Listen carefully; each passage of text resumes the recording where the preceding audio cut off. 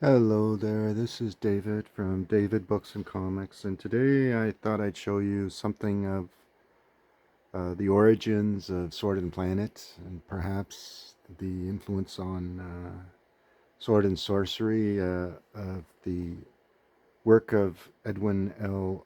Arnold, who came out with this famous novel, published originally in 1905, about 6 years before the work of Edgar Rice Burroughs and his John Carter of Mars series. The original title, as you might be able to see there, is Lieutenant Gulliver Jones, and this is a fine copy of that book. But I do have a reading copy, and look inside here. See the Ace edition follows the text of the first hardcover book published in 1905. The cover illustration is by the late great Frank Frazetta, noted for his fantasy art in particular. So, as I said, Edwin L. Arnold was born in 1857, and he died in 1935. He was a UK writer, and he published a few fantasy novels. One called Fra the Physician, The Wonderful Adventures of Fra the Physician, which originally published in 1891. And largely, his stories were largely influenced by the stories of Ayesha, or She, written by H. Rider Haggard. But I'll show you this Gulliver of Mars, and I'll show you the Marvel. So Marvel tried to continue and capitalize on the fantasy elements of the story and on the John Carter series. And in issue number 16 of Creatures on the Loose, they introduced Gulliver Jones in its own series, hoping to cash in and create a new series. So you see the cover art, beautifully drawn by Gil Kane, and the interior art is by Gil Kane. So what the writer did, Roy Thomas, is basically update the story, put it into the present day, and introduce the magic carpet translation of Lieutenant Gulliver Jones to the planet Mars. It opens up pretty much how it is in the novel, but really plays fast and loose with the story, but creates a great premise. The art is amazing. I managed to find this just recently in one of my local comic shops, and they had an almost complete set, so I decided to buy the whole series. So that's the issue number 16, and here's issue 17. Again, cover art, Gil Kane. Interior art, Gil Kane. The other stories are reprints. The other stories in this issue are reprints. So, interior, beautifully drawn.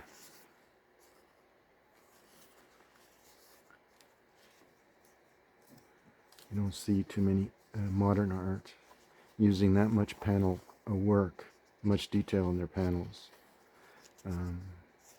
I think they expand the panels to do less work, and the rest is reprints from stories written by Stan Lee. This one was looks like Dick Ayers and Jack Kirby. So that's number 17, and there's number 18. Number 18 The interior art is Ross Andrew and Sam Granger. And again, not bad art. Ross Andrew was a competent artist. He was well known for his Silver Age work on Wonder Woman.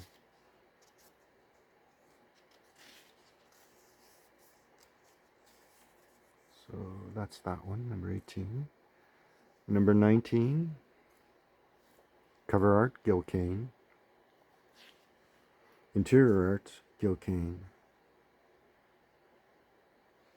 Jim Mooney and Wayne Boring also. Wayne Boring, who worked for DC and drew a lot of the Superman issues, did this issue.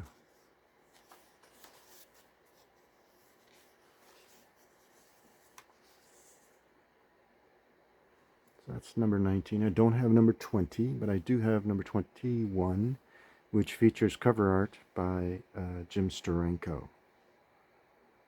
Interior by Gray Morrow, and the legendary Artie Simek did the inking. Gray Morrow is a great artist, by the way. So this was an ambitious comic series based on the original premise created by Edwin L. Arnold, Gulliver Jones of Mars. Had a lot of potential. And as it says in the end of the story, thus ends our glimpse into the fantastic alien world that was Mars 1 billion years before our own time. Who knows what stranger sights and deadlier perils lurk on that distant planet? Gulliver Jones knows. If you want more of the mystery and excitement as Gulliver explores his mad prison, well, write and let us know. So there you go. It potentially could have been a great series. I mean, they did try to promote it with excellent artwork, especially on the cover artwork with people like Gil Kane and Jim Steranko. So there you go. That's my little foray into this short video, but it's my little foray into the progenitors of Sword and Planet type stories in Edwin L. Arnold.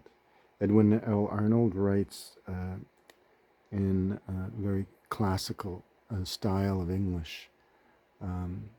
Quite readable, but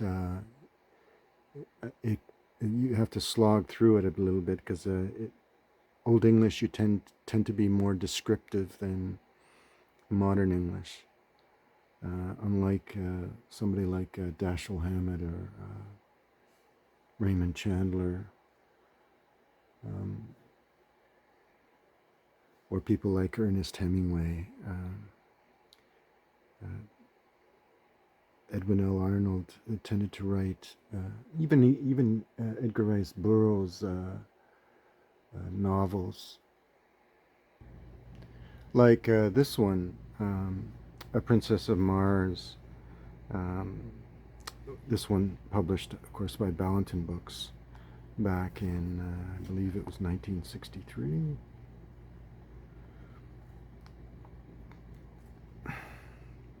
Yeah, this is the first printing from 1963.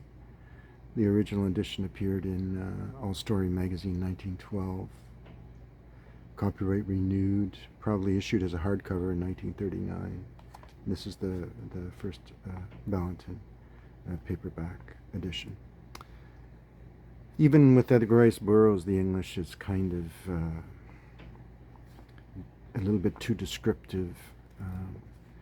None of the Ernest Hemingway or Dashiell Hammett type of terse and economical prose that we tend to read in modern literature. But so I hope you enjoyed this little foray into Gulliver Jones and the Gulliver Jones Adventures on Mars by Edwin L. Arnold. If you did, give me a little like, and thank you all for subscribing, and comment and offer any insights you may have. Thanks. Bye.